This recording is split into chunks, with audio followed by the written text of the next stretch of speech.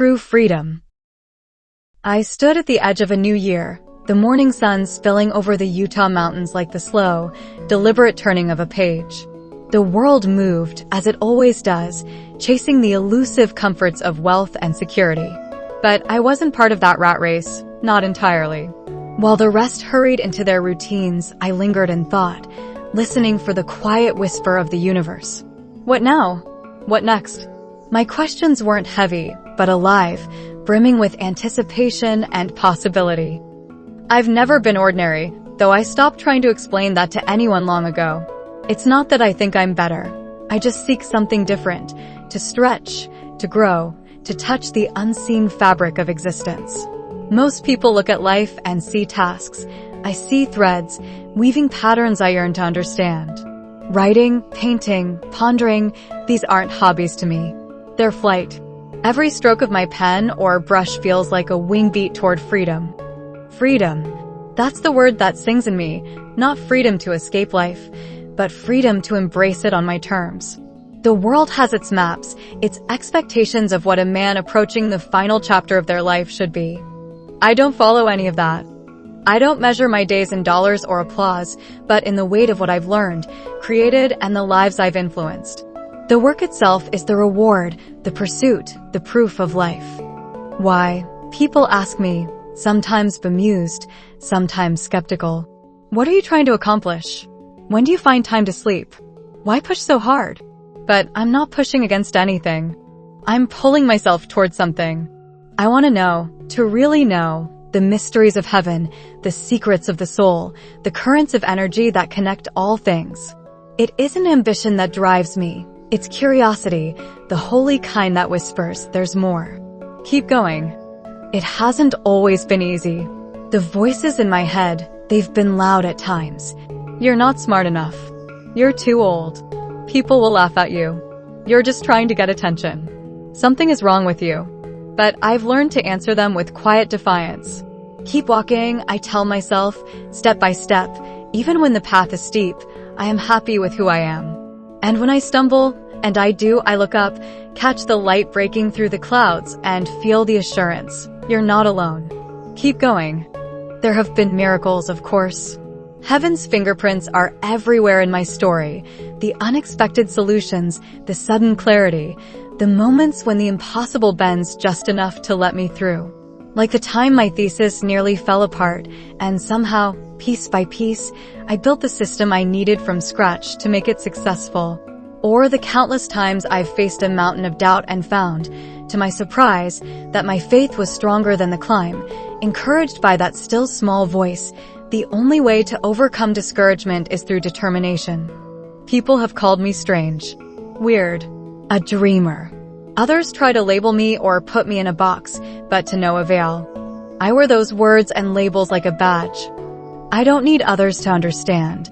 I only need to know I'm true to the music inside me, the rhythm no one else seems to hear.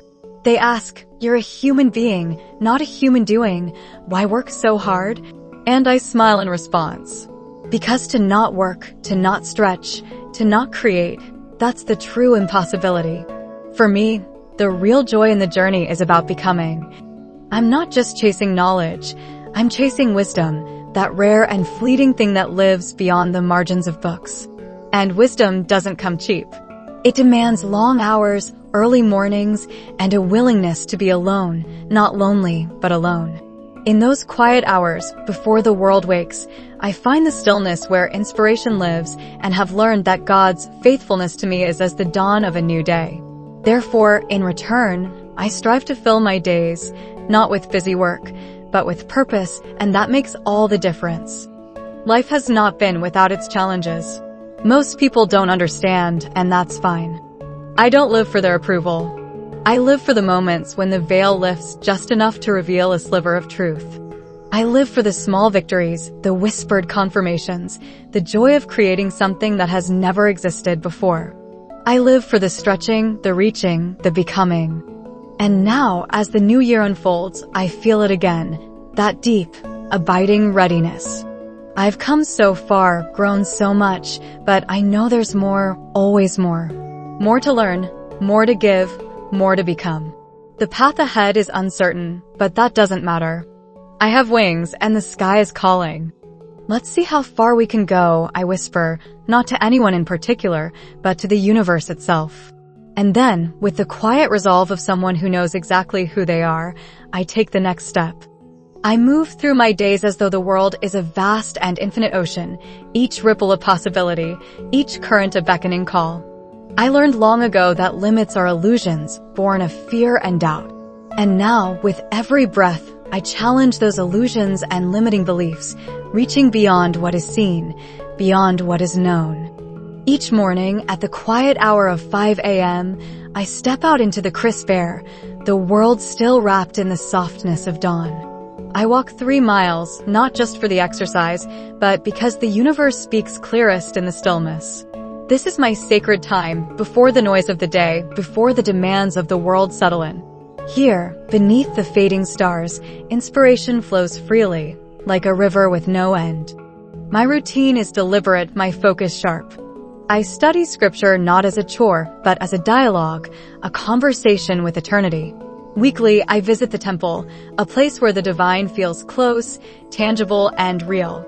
There, heaven speaks to me in whispers, bursts of clarity, quiet reassurances, or at times, in bold testimony of true principles. Every visit is different, yet each is profound, filling me with light and direction. The temple is a key, a door to heaven's increased understanding, spiritual growth, and becoming more like Christ. My hunger for knowledge and growth is insatiable. It's not a restless hunger, but a deep, abiding one, born of the understanding that, at my core, I am an eternal being. Time, age, and physical constraints are mere constructs, shadows of the greater truth. Life is endless, expansive, full of potential.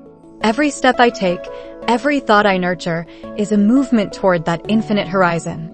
This journey requires surrender, not a passive giving up, but an active opening. I let go of preconceived notions, old fears, and the weight of pride. In their place, I welcome new ideas, fresh insights, and the guiding hand of the Spirit. Heaven communicates in countless ways, through subtle impressions, moments of serendipity, sudden bursts of understanding. And I, with my open heart and willing mind, am learning to hear them all. The flock that journeys with me has grown smaller over time due to the vicissitudes of life and inevitabilities of this physical world. A few share my vision, my relentless desire to push beyond the ordinary. But those who remain close to me are like me, seekers and doers, willing to stretch themselves and embrace the unknown. At times I feel I'm called to something more. My gift is not just to learn and grow, but to lead, to inspire, to show others the limitless possibilities of life. I've begun to grasp something extraordinary. The speed of thought is faster than any human constraint.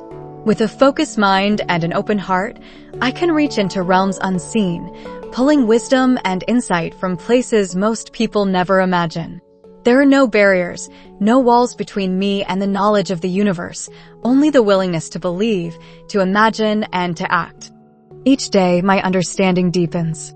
The human body, I realize, is a vessel, a tool for the spirit to navigate this mortal life. But the spirit itself is boundless, connected to everything, capable of anything.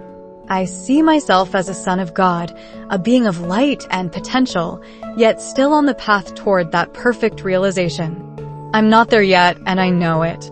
The gap between my flawed humanity and God's infinite love is humbling, but it also motivates me. The Spirit has revealed to me the power of love, true, Christ-like charity. I can no longer look at another person without feeling the deep, abiding love God has for them. It humbles me. It inspires me, and it drives me to become better, to grow in compassion and understanding with every breath I take. My imagination has become my workshop, my canvas, my flight path. I see things not as they are, but as they could be, and I work tirelessly to bring them into existence.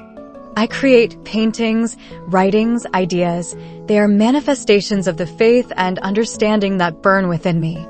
I understand now that to create is to become, to stretch toward the divine, to step into the role of a true son of God.